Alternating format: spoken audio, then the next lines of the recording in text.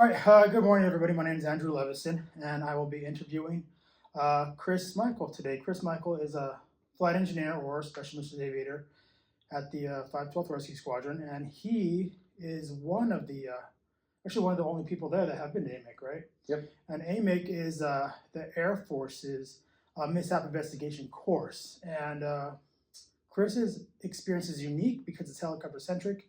And what we can say is the Air Force has hundreds of fighters, hundreds of bombers, and 87 helicopters that perform rescue. So we're happy to have Chris and take about 10 minutes of his time to ask him some questions. Actually, Chris, you want to introduce yourself? Yeah, so like you said, I'm Christopher Michael, Staff Sergeant in the Air Force. I initially started my career as an F-15 crew chief working on F-15s, switched over to become a flyer and a flight engineer. On the H-60, started in the G, then went to the W, and did initial operational test and evaluation on the W before then becoming an instructor and teaching at our schoolhouse. Perfect. All right. Okay, so some questions real quick. So in the context of helicopter operations, this is such a niche specialty in the Air Force and in safety. How do you personally assess the credibility of a ground witness or ground party that sees a mishap versus what our IV tells us or the flight data recorder? Yeah, so when I think of like a witness's credibility or something, I think a lot about like the perception of what is happening. Because we found a lot of times that our perception of what is going on with an aircraft during a mishap, during just general flight operations, could be different than what the aircraft is actually doing. But part of a mishap is, as an aircrew, being able to diagnose that mishap or diagnose what kind of emergency that you're having in order to try and perform corrective actions to it. So I think that getting the witnesses' credibility and their perceptions of what is happening is an important thing to like just try and get the investigation board to understand, because it might have been a mishap that had human factors in it, and part of that human factor could have been that their credibility could have been that they were newer or something, and they just misperceived what was actually going on. And that actually ties to the next point. So trauma, right? I mean, you and I have been through where we have knock-it-offs, EPs, and we debrief it and we talk about it and we like, when did that happen, right? I mean, we misdiagnose things because it's not that we want to misremember, misdiagnose, just the trauma of the situation can compromise what a witness sees. So how often do you see emotional trauma or stress affect either an aircrew member during a debrief or a witness that's trying to recreate a mishap in their head? So a big issue with just like memory in general and trauma is that like we constantly just sit there and replay things over and over and over again in our heads. Like, what could I have done differently? What could I have done better? And that can actually start to lead to a false narrative of like what you think happened. We try to the best of our ability, be as objective as possible, but we also tend to want to be the good person. So like maybe we can start to fabricate some stuff inside our heads as we think about it more and more. So like whenever we have a knock it off or something like that, like we don't necessarily want to wait until we all get back home and we're down on the ground and comfortable and safe. Like we want to set the aircraft down right there. Helicopters, nice, lucky thing that we can do. Find a suitable landing zone, set the aircraft down so that we can then process what happened and figure out like how does what just happened with the aircraft make us feel towards the flight for the rest of the day? Are we going home? Was it somebody that made a mistake that led to that knock it off? If it's an aircraft issue, do we think that the aircraft is even safe to fly back home, or should we just leave it here and let somebody else come and fix it before we take it home? So the trauma effect, if you just like let things marinate, is something that can like really start to skew what actually happened in your own mind, from my personal experience at least, and instead can like you want to be able to address that stuff in the moment so we can be like, hey, what happened? How did we get to this point? What layers of the Swiss cheese lined up just right in order to lead to the mishap and emergency and knock it off, and so on and so forth. Yeah, I like how you use perception and perspective, right? Because we all have a perception of what we think happened until somebody tells us different. That's not what happened. Then you listen to the tapes or watch the VTR or any system that we have. It's like, oh, I did say that, I did it. And you don't misremember on purpose. I think it's just nature of the beast and the trauma you go through, right? Yeah. Now, let's talk about witnesses in general. So there's a technical witness, right? And there's a technical witness being somebody that, let's say a flyer like ourselves, sees a helicopter mishap. And then there's another person that sees helicopters once in a while, right? Once in their life, and they see a mishap. How do you tie in technical expertise when they're giving you their witness accounts versus an average person's witness accounts to an investigation? So this one is something that I can mainly just more give you pointers and stuff that have been given to me, as I have been very fortunate in not necessarily having to do a lot of interviews with just like people that watch a mishap. I've done like some minor Class C's, Class D's, and stuff where, like, again, the technical witness, like, I can just, for the most part, trust that person to tell me, like, hey, what happened that led to this incident? You got pinned, maybe the aircraft landed too hard and damaged, like, some of the underbelly of the aircraft or something. But I think that, like, when you're dealing with somebody who is just, like, looking up in the air and they see something that happens that don't understand aviation to the extent that we are trained in, specifically with helicopters, because a lot of people just don't understand how helicopters fly. Yeah, so a max rated descent for somebody that's fast could be an auto rotation for us. Right? Exactly, yeah. So, like, they just see an aircraft that's falling out of the sky, and for us, we're like, hey, this is actually, like, the comfortable maneuver because we train to this all the time. We need this potential energy to continue to build up so we can turn it into kinetic energy to save ourselves from being hurt. So, if you're dealing with somebody who doesn't understand general aviation, helicopter aviation, the intricacies that go on to each machine as it operates, I think you have to take what they say and, like, essentially figure out what they're saying to what actually happened based off of tapes, your more technical witnesses that were there. If you're doing an actual mishap crash, like any survivors and stuff, like, they can tell you from the technical side, like, what's going on versus what somebody saw. Because for us as SMAs, for example, we sit in the back of the aircraft. We don't necessarily see exactly what happens directly in front. We got pilots that face up front. And then let's say you've got a guy on the ground. Well, imagine that a flock of birds, or like one bird, a bat or something, it's night, we'll call it, a bat, like, comes through, goes into the engine, or heaven forbid, small flock of bats don't see it, go through both engines. Now we have a dual engine failure because we just fought it out both of our engines.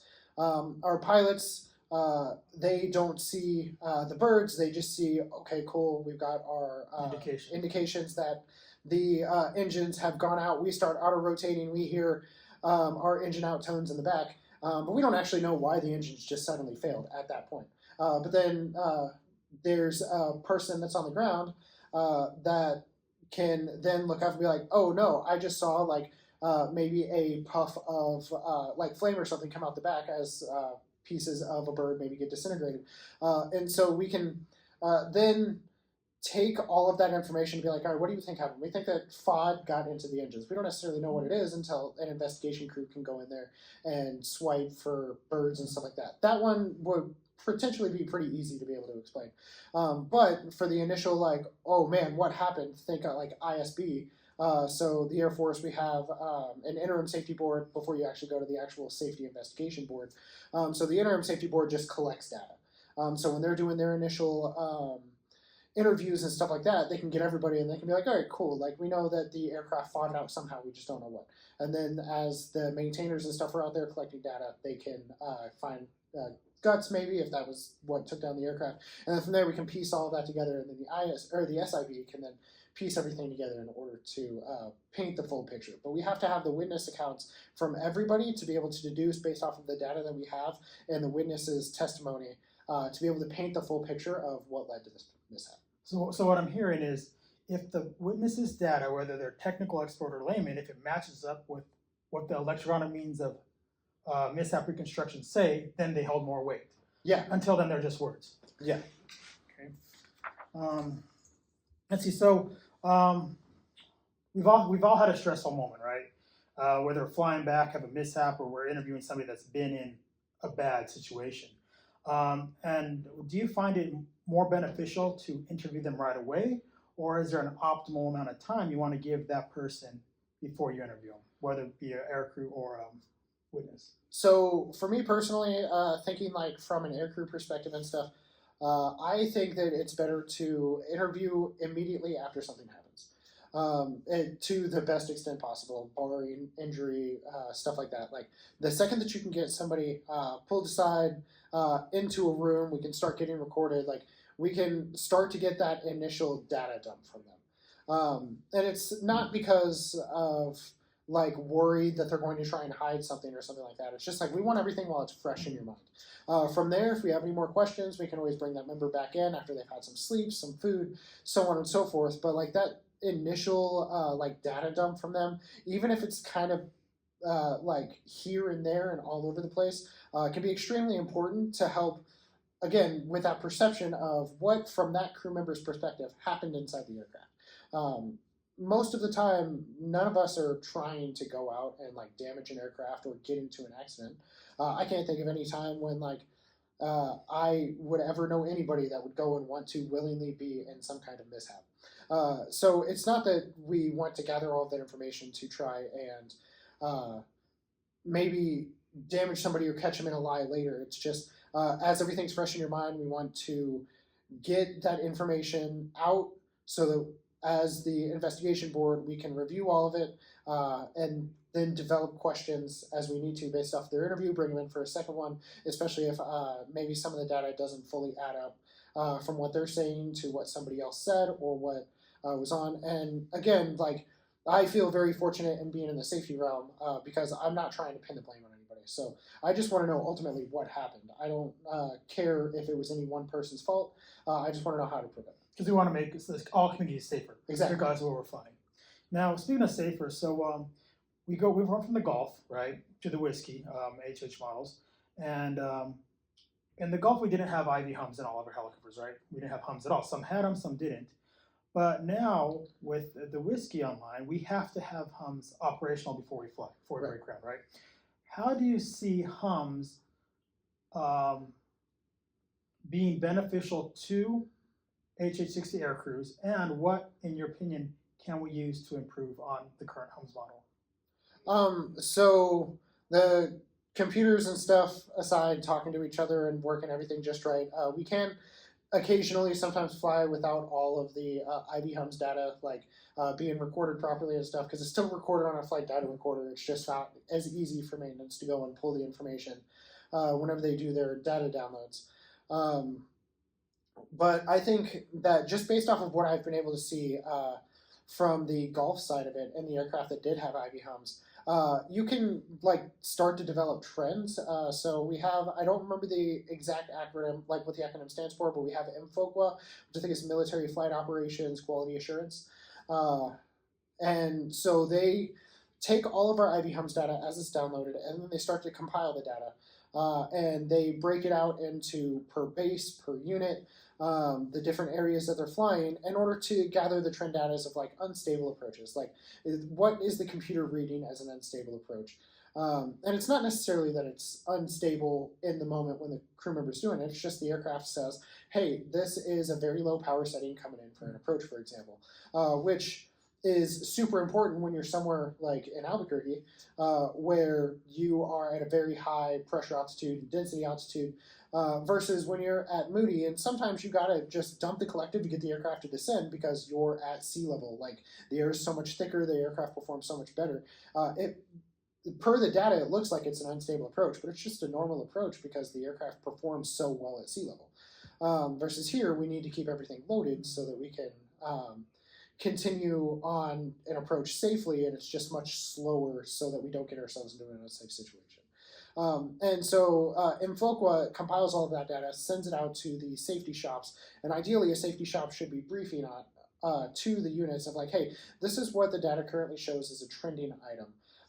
Whether it be high angle of banks, like I said earlier, unstable approaches, just stuff that we can start to like try and get the masses of everybody else to understand that this trend data could potentially lead to a mishap if we don't address it. So I think that as Infoqua continues to get that information and they disseminate it out, and the whiskey gets more proliferated throughout the Air Force, because we've still got bases transitioning.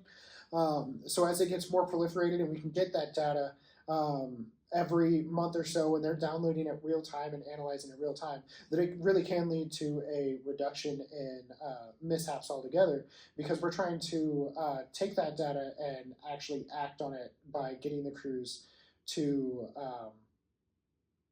work to reduce those situations that are leading to that trip data.